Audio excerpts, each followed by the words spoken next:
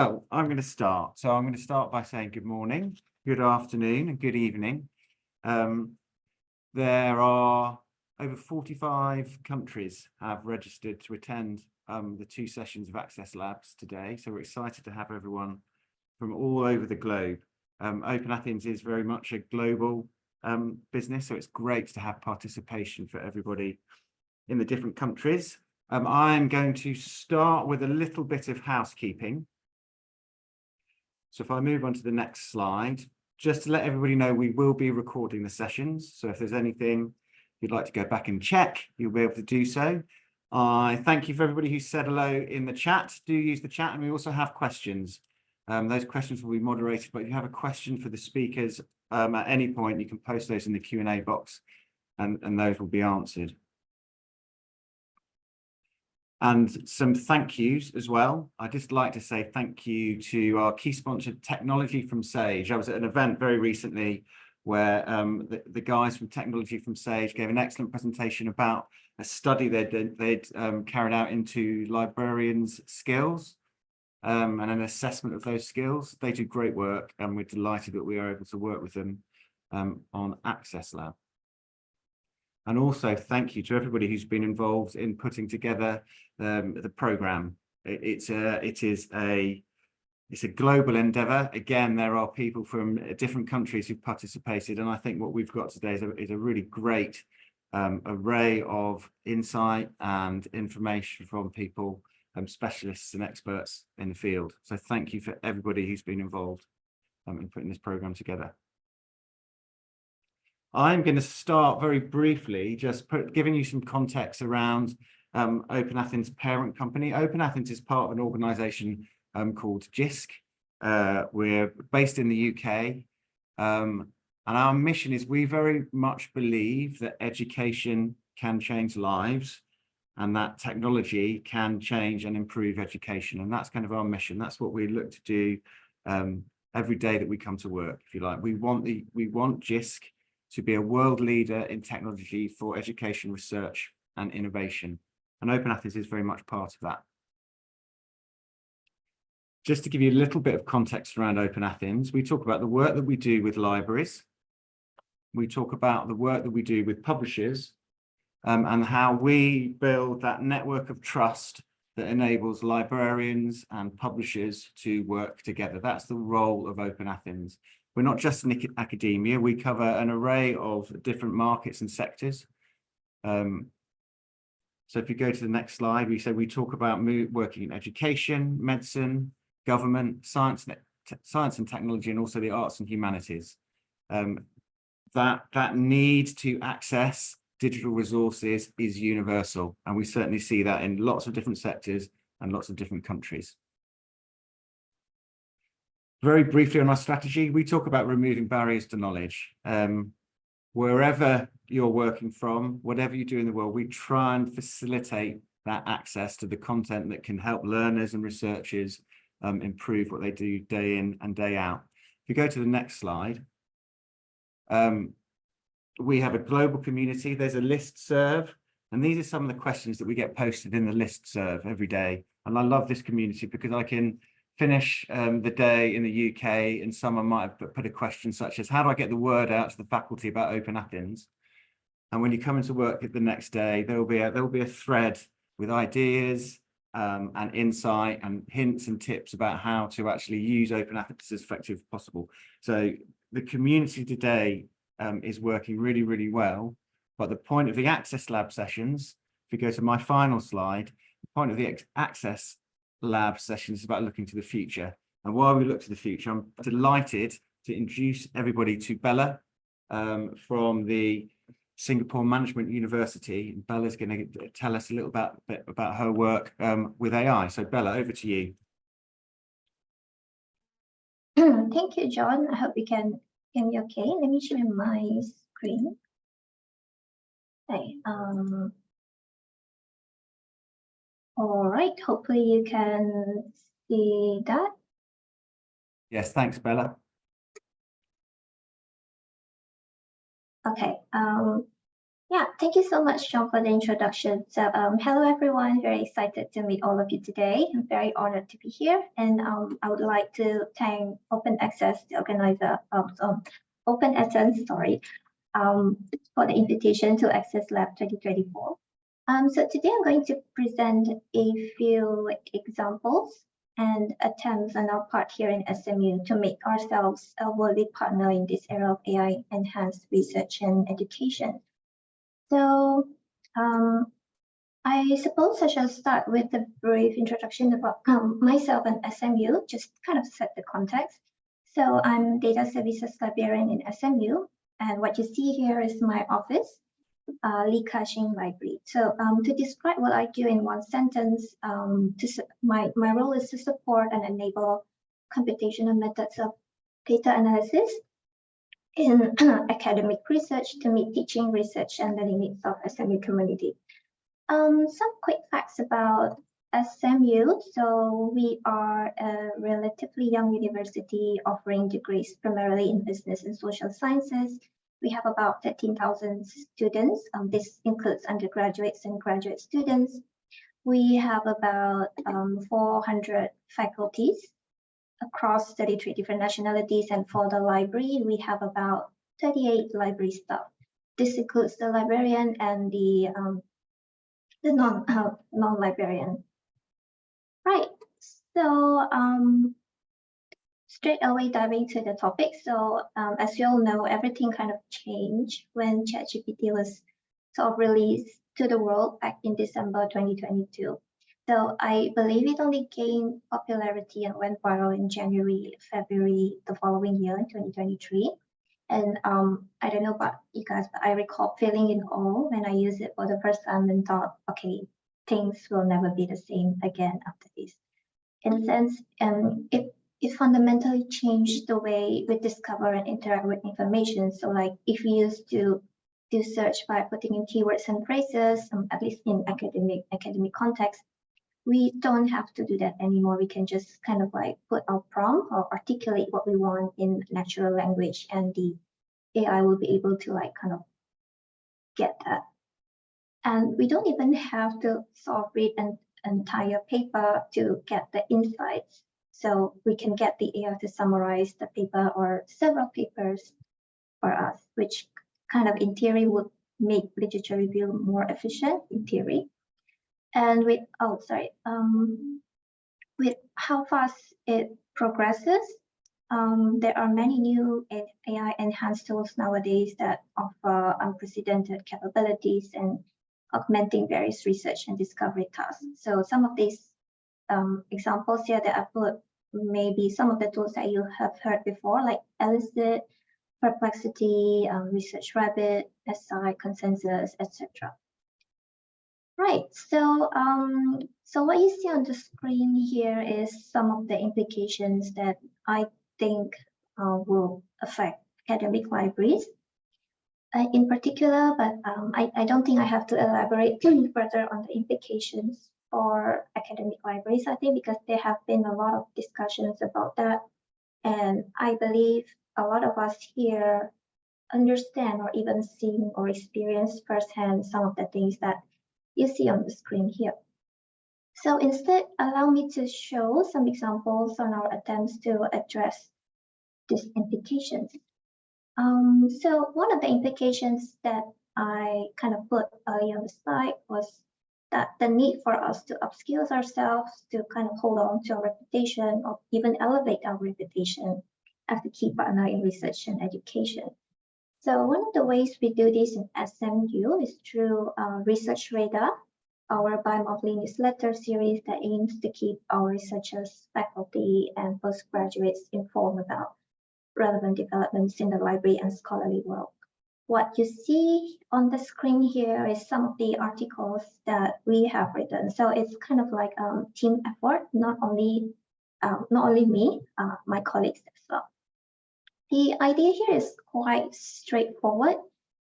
We learn about new relevant topic, tools, or a new development, and we capture our insights or experience in this article. The aim, as you might you might probably guess by now, is to kind of showcase our expertise and also to signal to our users and stakeholders that yes, we are aware of these developments and tools. We can provide insights, and essentially we can contribute to the discussion around AI in our community.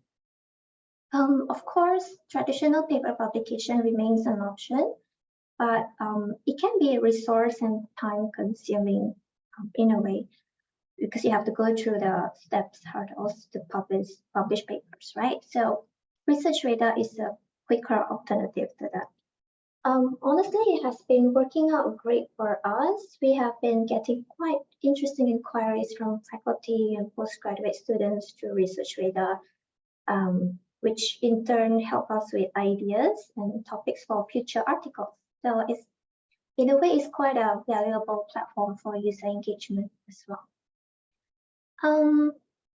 We did not stop there, obviously. After we sort of write the articles, the next step we do is to put what we learned to practice via workshops, if the topic calls for it. All of us here, I believe, are no strangers to doing workshops, right? So we package them into bite-sized workshops, no longer than 90 minutes. And what you're seeing here on the screen is some of the bite-sized workshops that we've done recently.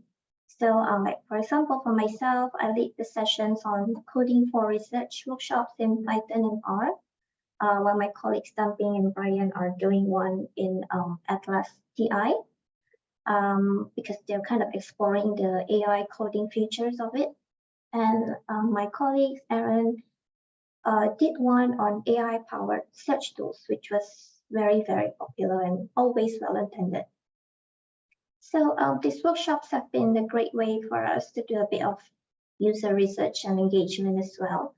During the workshop, we also like to have a chat with our users, figure out what's their research workflow like, their pain points, how these tools that we're showing can fit in their processes, that sort of thing. So we do get quite a few follow-up queries from the workshops as well, which has been very encouraging. And sometimes they also tell us about other tools or tips that we did not know about previously. Yeah, and our other attempts in building a reputation as a worthy partner is to sort of increase awareness on the various AI-powered search tools out there. So like right now, we are hosting a webinar series called AI-powered research tools. That happens we plan it for to happen like every month. So like 1 month, 1 tool. Yeah, we had one for SciSpace last month. I don't know if you've heard of that or even tried that. We invited Sai Kiran Chanda, the CEO of SciSpace, just to give us a demo of SciSpace, show us what's the features and all that stuff. We are going to have one for Elicit this month, in which we invited the co-founder, Byung Jong Won, to showcase and tell us more about Elicit.com. It's actually happening this Thursday in 29 Feb. So yeah, we're pretty excited for that. And we're planning for another one on site.ai in March. The webinars were very popular, with at least 100 participants or so in attendance or in those that have registered. As you probably can guess, like most of the follow-up questions were in the veins of, so are you going to get subscription on these tools? Which I think is kind of a natural follow-up after vendor presentations like this. Yeah. Yeah, I'm going to, I think I'm very excited to show these examples. So another approach that we've tried is to host an AI hackathon. So this is a poster for our inaugural AI hackathon called Generate Your Library. The theme of this hackathon was to refine library and research experience with GPT. So the solution, meaning the solutions that you submitted, has to be related to library or research. So it was open to SME students and staff only, except for faculty and library staff, of course. So the hackathon was held in August last year for 2 days. So it was a pretty short one. We held this hackathon with 3 goals in mind. First is to engage SME community to create interesting use cases that use AI, particularly using OpenAI APIs.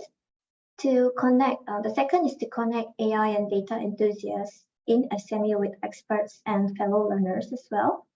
And the last one is to, of course, champion SMU Libraries resource and elevate our reputation as a key partner in the community.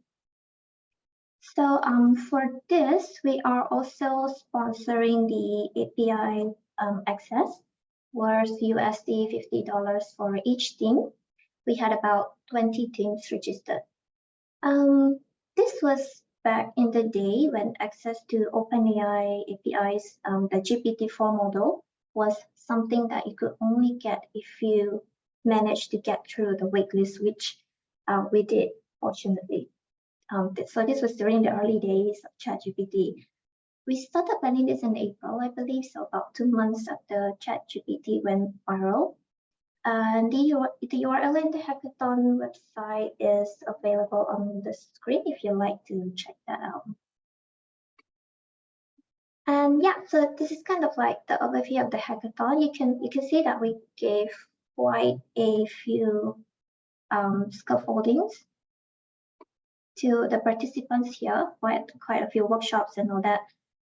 So we don't leave them alone by themselves without any resources. So first, what we did was we have like an info session, sort of like a networking team recruitment session where they can meet industry mentor. And then right before the hackathon, we had a few pre-hackathon workshops conducted by the hackathon mentors. So we have about 8 mentors for industry and 4 library mentors. So, and other than being the project lead for the hackathon, I was also one of the mentors. So for my sessions, I conducted Python workshops where I showed some basic functions and also how to utilize the OpenAI APIs that we are going to give them, as well as this Python package called LangChain, which they can use to interact more efficiently or elegantly with the API and other data sets that we are going to give them. My sessions was optional because some of the participants don't need that much help, but some of them were first year, second year, and they want all the extra help they can get. My colleague Aaron, also a mentor, and he did a generative AI-powered search engine workshop to give the participants some examples of possible library use cases that they can consider. And additionally, he also wrote a few research-related articles that list some ideas for participants. The most interesting thing here, I suppose, is that we gave them our library datasets and API, so for them to play around with. So the datasets here are things like our library chat logs, anonymized, of course, access to our catalog or library holdings through Primo API with limited permissions. I believe we only give them like read-only permissions. We also tell them about some of these other useful APIs like OpenLX, Semantic Scholar, etc. Another one that we gave is the web scrape or XML file of our FAQ and library guide. And then we also gave them pitching workshop, and then the hackathon started the next day. One interesting fact about the solution that the participants submitted is that most of them are chatbots. There are 1 or 2 teams who submitted something other than chatbots. So let me tell you more about the winning prototypes. So this is from the 3rd place winner, which is a chatbot or a Telegram bot. In Singapore, a lot of our students here prefer to use Telegram. So this one is quite interesting, I think, because they call it the eager AI assistant that cares about your purpose. It would kind of ask what's your goal and ask a few things about your characteristics, like are you a student, are you a faculty, which school are you from, etc. And then they use that to adjust the results that they give here. And the bot interacts with the Primo API that we give them access to, so it will pull recommendations from our library holdings directly on top of other scholarly like APIs that we told them about. which is quite awesome in a way. So they mentioned that this is to ensure that the things they suggest are things that we subscribe to or have access to. This is the second winner, and what you see here is they created a Chrome extension. So like this is one of the teams that did not submit a chatbot. So it will translate a natural language search or a semantic search essentially into a keyword search that's more understandable by the library catalog, like for example, Primo. Okay, so it extracts the key points and translate them into search queries. Key points extracted and then translate them into search queries like this. And I believe they also like suggest synonyms, like as you can see here in the examples. So the idea here is that you install the extension, you activate it, and then you type your query in the extension, and then you will translate the query into a keyword search with all the booleans here, and then it will go to the library catalog and do the search. Yeah, so quite interesting as well. And this is the winner of our hackathon. So like well, this one is a chatbot and a Telegram bot as well, where you can type in your query and then the chatbot will answer your query as best they could. But the great thing about this and why this one is winning is it was able to actually pull up the source of where they got the information from, which at that time was something that I believe ChatGPT could not do yet. I think at that point in time, only Bing can do that. So it was actually pretty impressive in that regard. And this team is also one of the few teams that ended up using other language models. So they did not use the OpenAI API we provided, but instead they used this open source model by Meta called Llama 2, which at the time was quite new. So another thing is that this winning team will have a PhD student inside. So we are currently working on a research grant together with the student and his supervisor, faculty, to try to make this prototype a reality, and we're quite excited about this. Our role in this would be more on the providing the ground truth data set, because for a chatbot, we think that the utmost importance is the accuracy of information it provides. We don't want it to give wrong information, like in the recent Air Canada chatbot case, if you recall. So yeah, there's a legal and ethical implication to think about.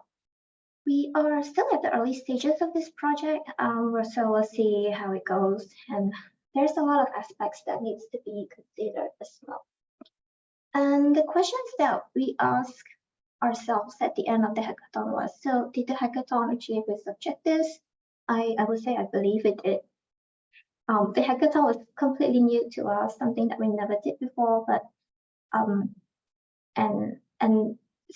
top of that it's an AI hackathon. So yeah, but anyway, it was a really good experience for everyone involved. A lot of us came out more confident throughout this challenge.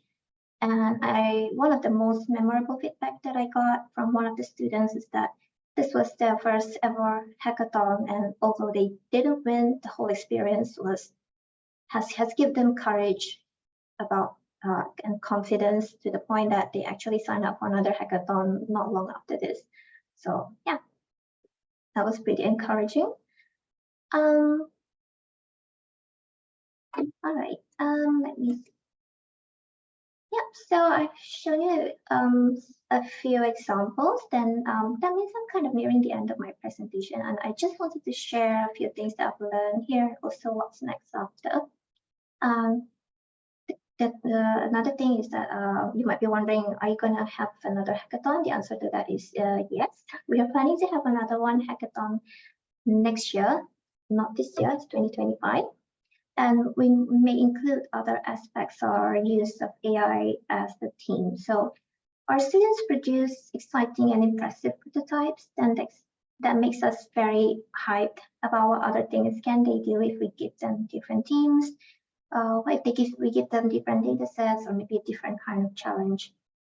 And of course, we should not let success get into our head and slow down our learning, especially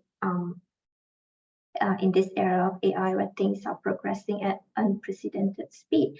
I admit it's very hard to try to keep up and make sense of what's happening in AI nowadays, with how fast things are moving. If you're trying to keep up by yourself, it can be quite overwhelming and scary. And I'm not going to say, oh, don't be scared, because that'd be very hypocritical of me. I feel like, well, best thing I can do is just do it scared, do it while scared. But one thing that I think has been working for us in SMU is this concept of peer learning. So the whole library, do it together approach. So if you learn together, if you have the support of your colleagues, things do get easier and less overwhelming on everybody. And we're also quite lucky that our university librarian, Shamin, and also the other library management team provided great support for us in this aspect. And I think that while each institution has their own risk appetite, in such a volatile time like this, I think it's important to take risks sometimes and be prepared that things may not work, and be fine with it. Hope and plan for the best, but also prepare for the worst for when things don't work out. And lastly, I would like to include this famous quote by Ellen Johnson Sirleaf. I hope I pronounced that right. So if your dreams do not scare you, they are not big enough.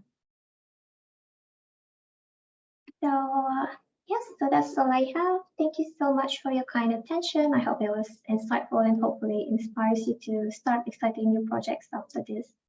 My email is on the screen, so please don't hesitate to get in touch. Over to you, John. Yeah, thank you so much. We've got a couple of minutes for questions, actually. Oh, I did that. It's just thank you so much for sharing that. It's not only the curiosity that you've shown with your students, but it's also that sense of community and coming together and solving some of those problems. One question we've had is, in terms of the impacts you think that would have on outcomes, are you beginning to see any measurable differential in sort of student outcomes because of working with AI at this point? At this point, it's a bit hard to see because one, we are not highly involved in the teaching aspects. More for my case, I'm more involved in the research side of things. So, but I can kind of see that the way they learn, at least, is totally different. Like, so instead of like learning, like last time for us before ChatGPT, for when we were university students, we do a lot of peer learnings. We go to our professors a lot, but now because of the whole tools, the chatbot, ChatGPT, and all that, when I talk to students, they say that they find it more convenient to go to ChatGPT because you can get instant answer. If you learn with your peers and all that, you might get more accurate answers, but it takes time. They might reply. Well, and I guess that's one of the. I mean, are you seeing any risks that coming out from the work that you're doing? So that point about accuracy is an interesting. But do you, how are you managing or mitigating the risks that might come from using the AI tools? I think how to mitigate the risks is one way to do it is that to increase the awareness that what the AI put out may not always be accurate. It might be hallucinating. Always double check, put all these precautions and all that. We can't really stop them from using it, but we can just, at the very least, we can tell them like, okay, go ahead and use it, but these are some of the things to look out for. And if you feel in doubt, perhaps like check other sources, maybe check with people that you trust or sources that you trust. Well, I think are trustworthy. Our time there is up. I will say thank you again, and I think one of those things you talk about the sources. I think it was great to see that was it the winning entry actually cited the sources. Yeah, and that's one of the things that made it stand out. Yeah, rigor is certainly there. But that was brilliant. Thank you so much for sharing that. My pleasure. Yeah, I'm sure hopefully people will be in touch if they've got questions about the work that you did. But as we move on in a sort of a couple of minutes, we'll be joined by colleagues from other institutions who will talk about their experience of working with Open Athens elsewhere. So Bella, thank you. I look forward to seeing everybody in the next session.